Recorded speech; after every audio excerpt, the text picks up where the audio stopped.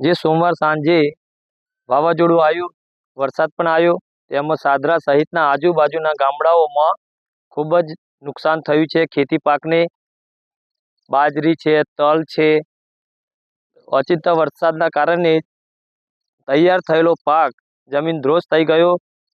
ખેડૂતો ઉછીના પાછીના પૈસા કરીને ખેતી ઊભી કરી હતી. હવે ખેડૂતો જાય તો ક્યાં જાય? સરકારશ્રીને અમારી દરખાસ્ત છે કે પાકનું નુકસાન અમને વહેલી તકે ભરપાઈ કરે એવી અમે આશા રાખીએ છીએ. લગ્નની સિઝન હોવાથી આજુબાજુના દરેક ગામડાઓમાં મંડપો બંધાયા હતા. લગ્નના ઘરે જમણવાર હતું, બધું ધ્રોસ થઈ ગયું. વીજ પણ કપાઈ ગયું છે. સોમવાર સાંજથી હજુ સુધી અમને વીજ પણ મળ્યું નથી.